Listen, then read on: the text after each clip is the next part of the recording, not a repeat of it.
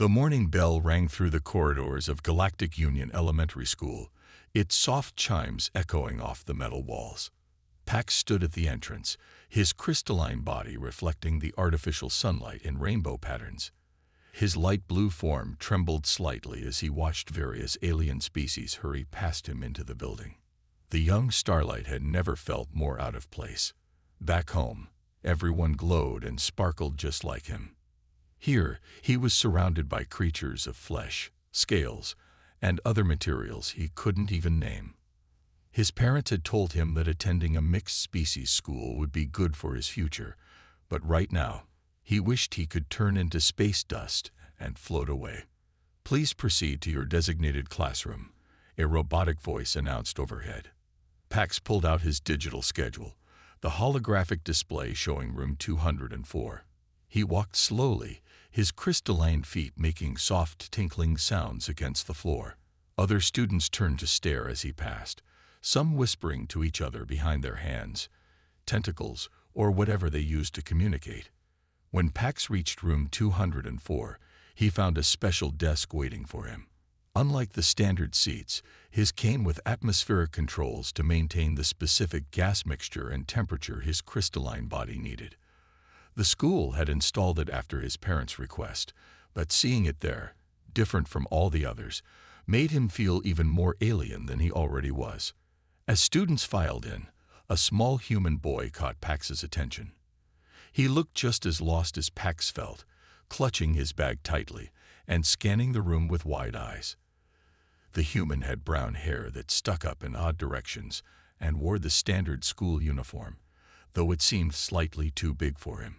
"Class, we have 2 new students joining us today," announced the teacher, Mr. Blue, whose blue-tinted scales shimmered as he moved. "This is Pax from the Starlight System, and Tom from Earth. Please make them feel welcome." Pax's crystal structure hummed with nervousness as all eyes turned to him. Some students looked curious, others confused, and a few seemed uncomfortable. He knew what they were seeing. A beam made entirely of living crystal, transparent in some places, opaque in others, with a soft blue glow pulsing from his core. "Cool. He's like a walking light show," someone whispered, making others giggle. Mr. Blue continued with the lesson, explaining basic galactic mathematics, but Pax found it hard to concentrate. His special desk kept making small adjustments, hissing softly as it regulated his environment. Each noise drew more stares and whispers. During the break between lessons, the human boy, Tom, walked over to Pax's desk. He moved carefully, seeming unsure if he should come closer. "Hi," Tom said simply, offering a small wave. "Your crystal structure is really neat. I've never seen anyone like you before." Pax's core brightened slightly at the friendly words. "Thanks," he replied, his voice carrying a slight musical tone typical of his species. "I've never met a human before either." "Well, now you have." Tom smiled. "Want to eat lunch together later? I brought some Earth food, but I'd love to see what you eat. Do you even eat, or do you just sort of absorb stuff?" Pax found himself laughing, a sound like wind chimes in a gentle breeze. "We eat, but not like you do. We absorb mineral nutrients through our base. The cafeteria has special feeding stations for different species." Their conversation was interrupted by the next class bell, but Tom gave him another friendly wave before heading back to his seat. As Pax watched him go, he felt his nervousness begin to fade. Maybe being different wouldn't be so bad after all. At least he wasn't the only new kid trying to find his place in this diverse school. The rest of the morning passed more easily, though Pax still noticed the stares and whispers. But now and then, he would catch Tom's eye across the room, and the human would give him an encouraging smile. It wasn't much, but in a school full of strangers, it felt like the beginning of something important. A week had passed since Pax's first day, and the morning started like any other. He sat at his special desk, trying to focus on his tablet as other students filed into the classroom. Everything seemed normal until 3 older students from the grade above walked past his desk. "Watch out for Glass Boy," said the tallest one, a scaled creature named Rex. His rough tail swished as he walked, deliberately bumping into Pax's desk. The impact sent vibrations through Pax's crystalline form, making him wince. "Sorry," Rex said with a smirk that showed he wasn't sorry at all. "Didn't see you there. Must be because you're so transparent." His two friends laughed, one clicking their mandibles while the other fluttered their wings in amusement. From across the room, Tom watched the scene unfold. He gripped his pencil tighter but stayed in his seat, unsure what to do. He had never dealt with bullies who had tails and claws before. During lunch, Pax tried to find a quiet corner in the cafeteria. He placed his mineral tray on the special feeding station, but before he could settle, Rex and his friends appeared again. "Hey everyone, look." Rex called out loudly. "Glass Boy doesn't even eat real food. He just sits there soaking up rocks like some kind of garden decoration." Several students turned to look, some giggling, others quickly looking away. Pax's core dimmed with embarrassment. He disconnected from the feeding station, leaving his lunch half-finished. As he hurried away, he heard Rex call after him, "Don't run too fast, Glass Boy. You might shatter." Tom watched Pax leave, his own lunch forgotten. He noticed how Pax's usually bright blue glow had turned dull and gray. Back in class, he tried to catch Pax's eye, but the starlight kept his gaze fixed on his desk. The next few days got worse. Rex and his friends seemed to be everywhere.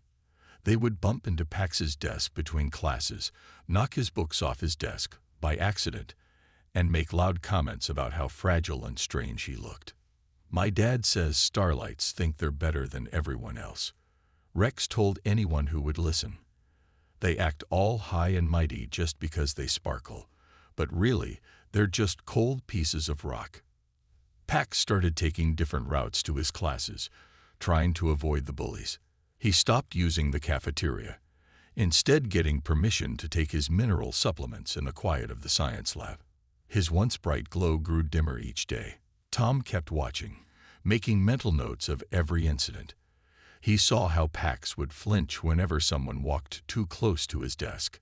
He noticed how other students started avoiding Pax too, afraid of becoming targets themselves. During group assignments, no one wanted to partner with Pax. They would quickly form groups, leaving him alone. Even the teacher seemed unsure how to handle the situation, only offering weak reminders about respecting differences. One afternoon, Tom found Pax hiding in the library during break time. The starlight sat in a corner, his crystalline form almost completely gray now, barely glowing at all. "Hey," Tom said softly, sitting down nearby. "Are you okay?" Pax's structure hummed quietly, a sound Tom had learned meant he was upset. "I'm fine," he replied, though his dim glow said otherwise. "I just need to study." Tom opened his mouth to say more, but Pax quickly gathered his things and left. Through the library window, Tom watched as Rex and his friends spotted Pax in the hallway. They didn't do anything this time, but their predatory grins made it clear they were just waiting for the right moment. That night, Tom lay in bed thinking about Pax, about Rex, and about all the stories his parents had told him about standing up for what's right. He knew he had to do something, but what could one small human do against three bigger, stronger alien bullies? As he drifted off to sleep, he decided that tomorrow he would start finding out. As the weeks passed, the situation grew worse for Pax.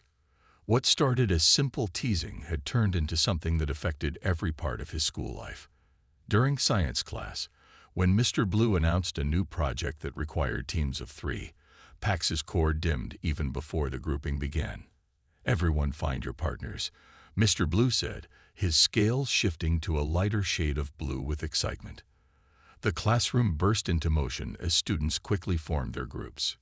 Pax sat still, watching as one by one, his classmates chose each other until he was the only one left. "Oh dear," Mr. Blue muttered, noticing the situation. Would any group be willing to add Pax as a fourth member? Rex, who had come to their class for the project, spoke up from the back. "Sir, everyone knows starlights can't work in teams. They're too cold and logical. They don't have real feelings like us. My father says they're barely even alive, just walking rocks with basic programming." Several students nodded in agreement, having heard similar things from their families. Tom, who had been paired with two other students he barely knew, felt his face grow hot with anger. But before he could say anything, Mr. Blue stepped in. "That's quite enough, Rex," the teacher said firmly. "Pax, you can join Tom's group." Tom's partners immediately looked uncomfortable. One of them, a tentacled student named Dot, raised 3 of her appendages. "Sir, we already planned our roles." "Then adjust your plans," Mr. Blue said, ending the discussion. Throughout the project meeting, Tom's partners barely acknowledged Pax. They spoke in whispers among themselves, occasionally glancing at the crystalline student, as if he might shatter their equipment just by being near it. Pax tried to offer suggestions, his voice musical but quiet, only to be talked over or ignored. During lunch, Tom overheard Rex spreading more rumors in the cafeteria. "Did you know starlights caused the collapse of the Rigel trading route? My cousin said they sabotaged the whole thing because they didn't want to share their mineral resources." The lies spread through the school like wildfire. Soon, younger students were taking long detours to avoid passing near Pax in the hallways. Even some teachers seemed to believe the rumors, watching Pax more closely during tests as if expecting him to cheat using some hidden crystalline ability. Pax's grades started to drop. His once perfect homework assignments became sloppy and incomplete. During class presentations, his voice would tremble so much that the musical quality of his speech turned into discordant chimes that made others cover their ears. Tom started keeping a small notebook, writing down every incident he witnessed. The time Rex accidentally increased the gravity settings near Pax's desk. The way other students would move their desks slightly farther away each day. The whispered comments, the pointed fingers, the cruel laughter. One day, Tom noticed Pax's usual blue glow had faded to an almost invisible gray. The Starlight student sat alone during break time, his crystalline form nearly blending into the wall behind him. When Tom walked closer, he could hear a faint, discordant hum, the sound of distress that Starlight people made when they were deeply upset. "They're right about some things," Pax said quietly when Tom sat next to him. "Maybe I don't belong here. Maybe I should just go back home where everyone's like me." Tom wanted to argue, to tell Pax he was wrong, but the words stuck in his throat as he saw Rex and his friends approaching from down the hall, their faces showing they had something planned. Tom clutched his notebook tighter, knowing that soon he would have to do more than just watch and write. Soon, he would have to make a choice, stay quiet and safe, or stand up for what he knew was right. The anti-gravity gymnasium was usually empty during lunch break. Most students preferred the regular cafeteria or the outdoor recreation areas. But on this particular day, Tom heard something that made him stop as he passed by. A familiar sound like breaking glass mixed with a musical cry of distress. He peered through the gymnasium's transparent doors and felt his heart skip a beat. Rex and his friends had cornered Pax near the gravity control panel. The Starlight student's usually graceful crystalline form was pressed against the wall, his glow flickering weakly. "Let's see how tough crystals are under different gravity settings," Rex sneered, his scaled hand hovering over the control panel. "My dad says your kind can't handle rapid gravity changes. Let's test that theory." One of Rex's friends, a winged creature, kept watch at the other door while their insectoid companion clicked their mandibles in anticipation. Rex slowly turned the gravity dial, and Pax's crystalline body began to creak under the increasing pressure. "Please stop," Pax's voice chimed weakly. "Our bodies aren't meant to handle sudden gravity changes. It could cause serious damage." Rex laughed, turning the dial further. "Maybe you'll shatter into pretty little pieces. We could sell you as jewelry." Tom felt his hands shake as he watched. Everything his parents had taught him about standing up for others echoed in his mind. But Rex was bigger, stronger, and had 2 friends with him. What could one small human do? Then he saw the first crack appear in Pax's arm. Without thinking, Tom burst through the door. "Stop it," he shouted, his voice cracking but firm. "You're hurting him." Rex spun around, surprised by the interruption. "Well, look who it is. The little human wants to play hero." His friends moved to block Tom's path, but Tom stood his ground. "I've been recording everything," Tom said, pulling out his notebook. "Every time you've bullied Pax, every lie you've spread, every accident you've caused. If anything happens to him, I'm taking this straight to the head administrator." Rex's confident smirk wavered slightly. "You're bluffing. No one cares about a walking crystal." "I care," Tom said, stepping forward. "And so will the Galactic Education Board when they find out students are being attacked because of their species. My mom says that's called a hate crime, and it's taken very seriously." The insectoid bully chittered nervously. "Rex, maybe we should." "Shut up," Rex snapped, but Tom could see the uncertainty in his eyes. Tom took another step forward, his heart pounding but his voice steady. "Turn off the gravity controls. Now." For a moment, no one moved. Then Rex's winged friend spoke up. "My parents will kill me if I get reported to the board. I'm out of here." He fluttered backward toward the exit. The insectoid followed quickly, leaving Rex alone. With a snarl of frustration, he slammed his hand on the gravity controls, returning them to normal. "This isn't over," he hissed as he stormed past Tom. As soon as they were gone, Tom rushed to Pax, who had slumped to the floor. The crack in his arm was small but visible, and his usual blue glow had dimmed to almost nothing. "We need to get you to the medical bay," Tom said, carefully helping Pax up. "Can you walk?" Pax's crystalline form trembled but held together. "Why?"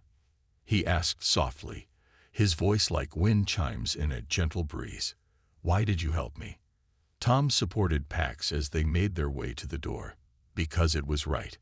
Because you're my friend. And because nobody deserves to be hurt just for being different." As they walked slowly toward the medical bay, Tom noticed something. Pax's glow was getting stronger, changing from gray back to a soft blue. It wasn't much, but it was a start. The medical bay hummed with soft energy as the crystal repair unit worked on Pax's arm. The crack was minor, but the school nurse, a glowing energy being named Spark, insisted on a full treatment. Tom sat nearby, watching the process with fascination. "The crack will heal completely by tomorrow," Spark explained, her form pulsing with gentle light. "But I need to report this incident. Gravity manipulation can cause severe damage to crystalline life forms." While Spark filed her report in another room, Tom and Pax were left alone. The quiet whir of the repair unit filled the silence between them. Tom noticed how Pax's natural glow was slowly returning, though still dimmer than it should be. "You didn't have to stay," Pax said finally, his voice chiming softly. "You've already done enough by helping me." Tom shook his head. "That's what friends do. They stick around." He paused, then asked something he'd been wondering about. "Can you tell me about your home? What's it like where you come from?" Pax's glow brightened slightly at the question. "It's beautiful," he said, his voice taking on a musical quality Tom hadn't heard before. "Our cities are built from living crystal, just like us. When the twin suns rise, everything sparkles with rainbow light. We communicate through light and sound together, creating songs that tell our stories." "That sounds amazing," Tom said honestly. "On Earth, we have crystals too, but they're not alive like you. We keep them as decorations or use them in technology." "Is that why everyone here thinks we're just walking rocks?" Pax asked, his glow dimming slightly. Tom leaned forward in his chair. "You know what? Humans used to think that way about lots of different people, even other humans. We judged them for looking different or having different cultures. But we learned better. We learned that being different isn't bad. It's what makes life interesting." Pax's crystal structure hummed thoughtfully. "In my culture, we believe that every being has their own inner light. Some show it through their actions, like you did today. Others show it through their physical form, like me. But all light is valuable. That's really cool, Tom said, pulling out his notebook. Would it be okay if I wrote that down? I want to remember it. As Tom wrote, Pax watched him curiously. Why do you keep notes about everything? My dad's a journalist, Tom explained. He taught me that writing things down helps you understand them better. And sometimes, having proof of what happened can help stop bad things from happening again. They spent the next hour talking, sharing stories about their different worlds. Tom told Pax about Earth's oceans and forests, while Pax described the crystal caves where young starlights first learned to control their glow. With each story, Pax's natural light grew stronger. Spark returned with the completed reports, checking Pax's arm one final time. The repair is complete, but be careful with gravity changes for the next few days. And no more accidents, understand? As they left the medical bay, Tom noticed Pax walking taller, his crystalline form catching and reflecting the hallway lights beautifully. Other students still stared as they passed, but this time, Pax didn't try to hide his glow. You know, Tom said as they headed back to class, I bet a lot of kids here would love to learn about your culture if you shared it with them. Most of them probably only believe those rumors because they don't know any better. Pax's glow pulsed thoughtfully. Maybe you're right, but I wouldn't know where to start. Tom grinned. Well, I have an idea. The cultural fair is coming up next month. What if we did something together? You could show everyone how amazing starlight culture really is. For the first time since they'd met, Pax's glow brightened to its full intensity, filling the hallway with soft blue light. You'd really want to help me with that? Of course, Tom replied. That's what friends are for. News about what happened in the anti-gravity gym spread quickly through the school. Students whispered in hallways, but this time their whispers were different. They talked about how a small human had stood up to Rex and his friends. Some said Tom had fought them off with Earth martial arts, while others claimed he had secret government connections. The truth was less exciting, but it changed things all the same. During lunch break, Tom and Pax sat together in the cafeteria for the first time in weeks. Tom was eating his sandwich while Pax used his feeding station, his crystal form glowing steadily.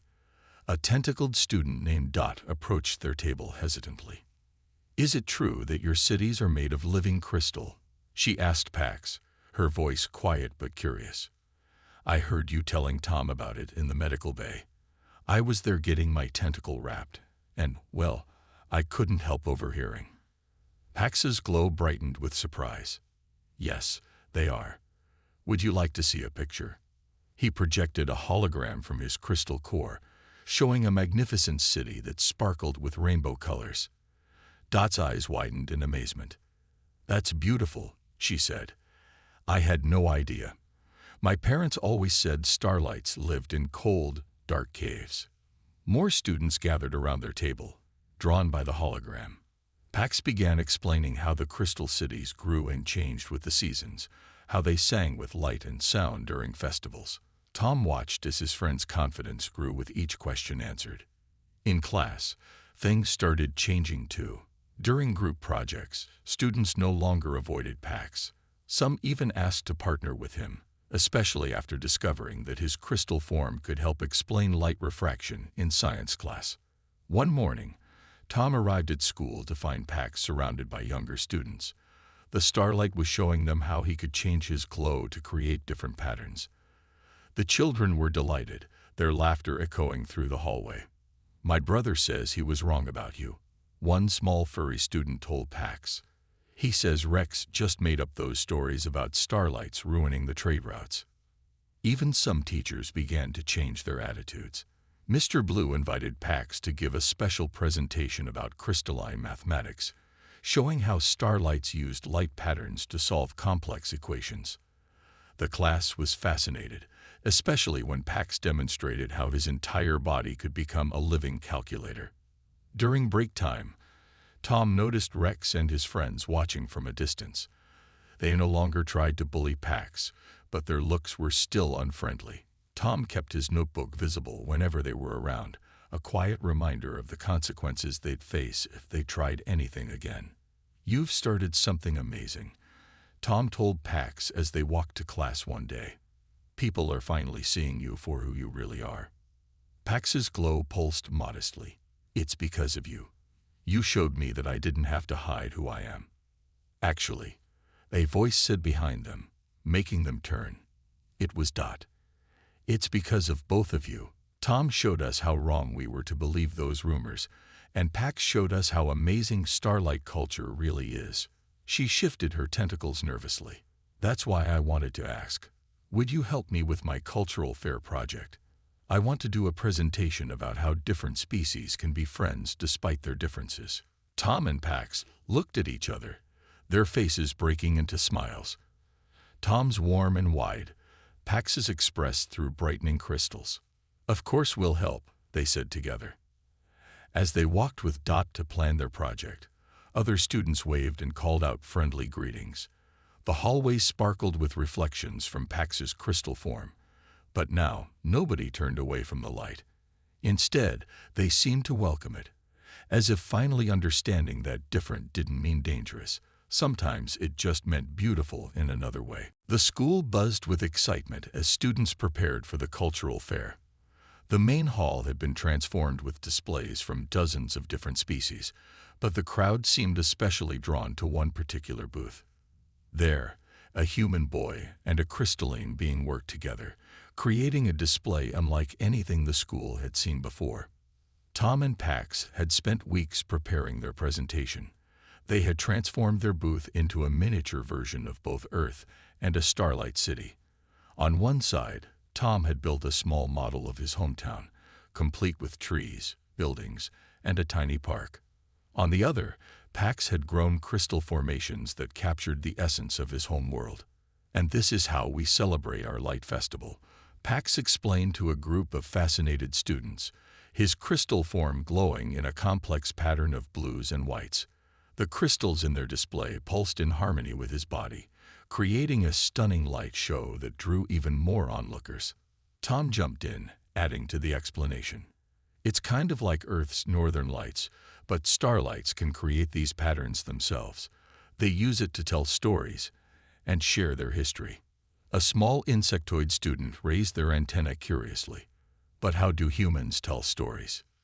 "We use all sorts of ways," Tom replied, turning on a small hologram projector. "We write books, make movies, sing songs.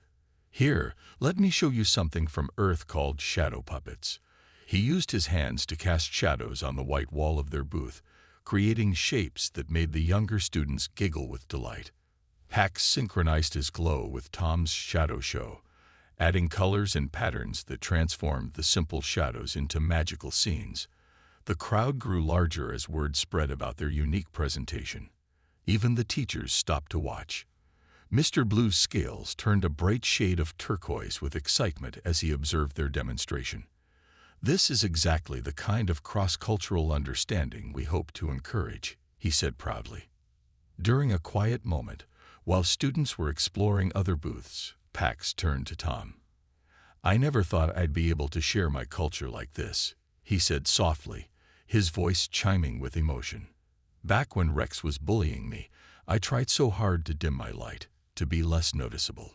And now look," Tom gestured to their booth, where several students were still examining the crystal formations with wonder.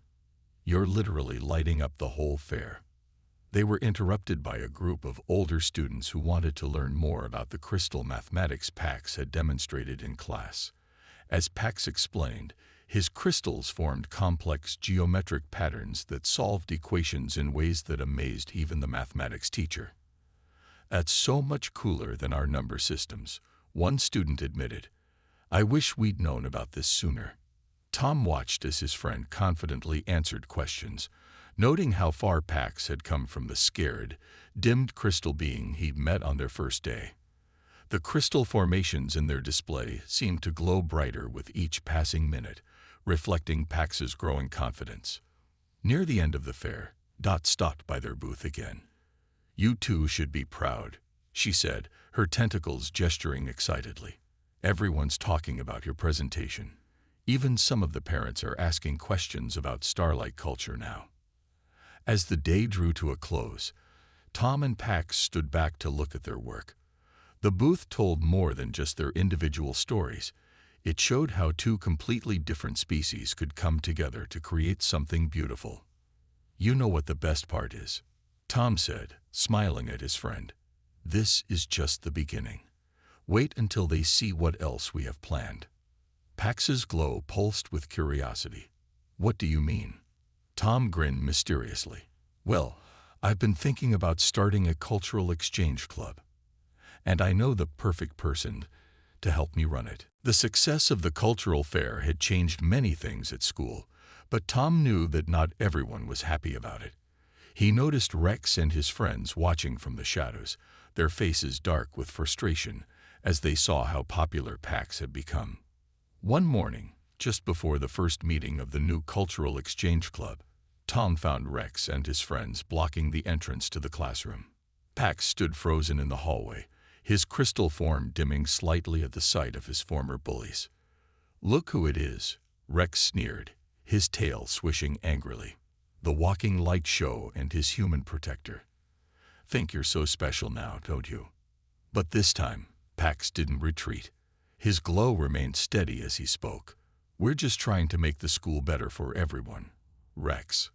You're welcome to join the club if you want to learn about different cultures." Rex's wings friend snickered. "Learn about different cultures? Why should we care about?" "Because that's how the galaxy really works," a new voice interrupted. Everyone turned to see Dot standing there, along with several other students from different species. They had come for the club meeting and found the confrontation instead. "My parents are traders," Dot continued, her tentacles moving confidently. "They say the most successful beings in the galaxy are the ones who understand and respect other cultures. That's why they were so happy about our cultural fair project." More students gathered in the hallway, drawn by the commotion. Tom noticed how Rex's confident pose started to waver as he realized he was now the one being watched and judged. Rex, the insectoid member of his group, spoke up suddenly. "Maybe we should listen. My older sister says the same thing about trading. She says peaceful cooperation is more profitable than conflict." Rex's tail dropped slightly, his scaled face showing confusion. "But my father always said." "Sometimes parents can be wrong," Tom said gently. "My dad says that's why it's important to learn things for ourselves." Pax stepped forward, his crystal form glowing with a warm, inviting light. "Why don't you come to our meeting? See what it's about before you decide. We're going to learn about scale folk culture today. That's your people's history, isn't it, Rex?" Rex's eyes widened in surprise. You're learning about my culture?" "Of course," Pax replied. "Every species has something valuable to teach us. That's what this club is all about." The tension in the hallway began to dissolve. Rex's friends looked at each other uncertainly, then at their leader. Finally, Rex's shoulders slumped. I'm sorry," he said quietly, looking at Pax. "About everything. My dad lost his trading business to a starlight company years ago, and he always told me. But that's no excuse. I was wrong." The sincerity in Rex's voice was unmistakable. Pax's glow brightened as he extended a crystalline hand. "Then let's start over. Would you tell us about scale folk festivals? I heard they're quite spectacular." A small smile crept across Rex's face as he took Pax's hand carefully. "They are. We have this ceremony with fire dancing that's been part of our tradition for thousands of years." The gathered students began moving into the classroom, the earlier confrontation forgotten in the excitement of learning something new. Tom watched as Rex, still looking somewhat amazed at the turn of events, followed them in.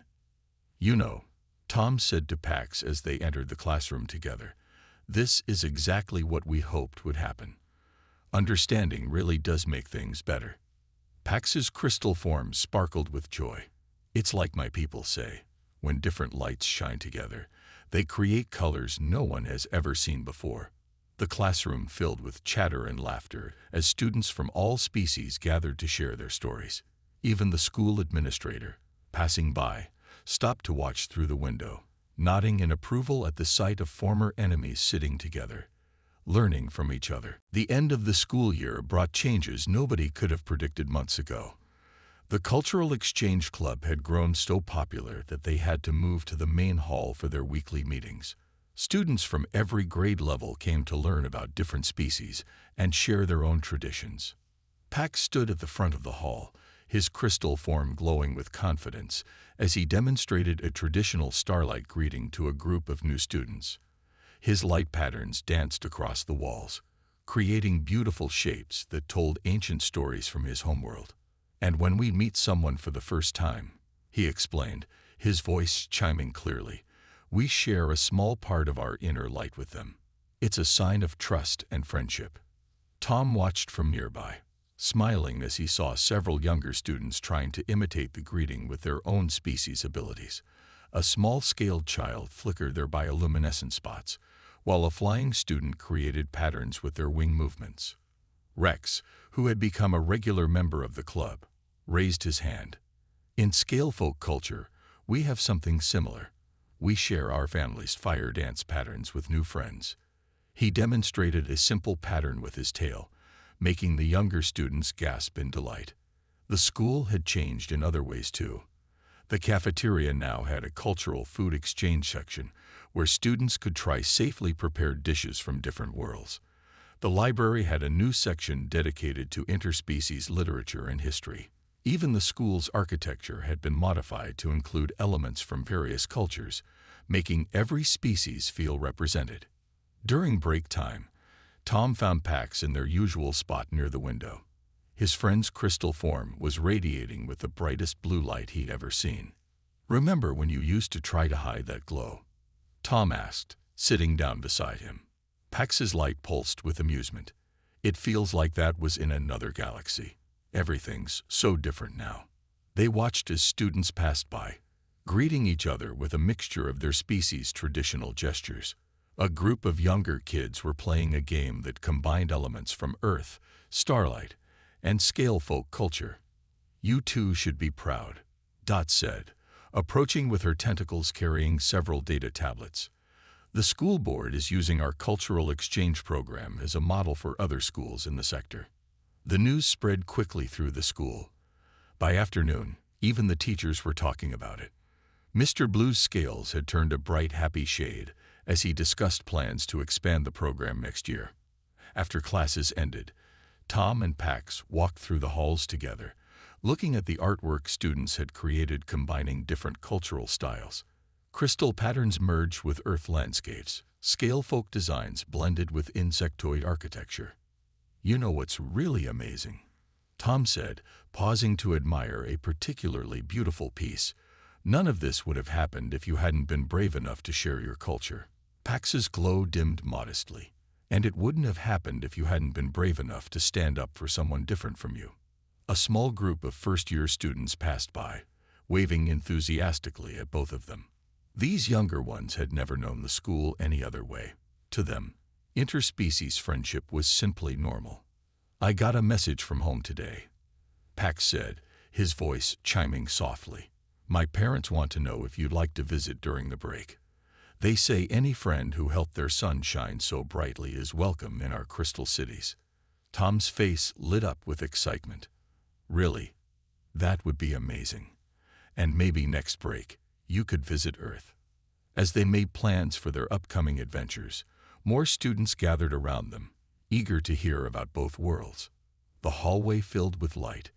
Pax's crystal glow, Rex's bioluminescent scales, Dot's color-changing tentacles, and the bright smiles of students from dozens of different species. The school day ended as it always did now, not with different species hurrying away from each other, but with friends from all backgrounds lingering to share one more story, one more tradition, one more moment of understanding.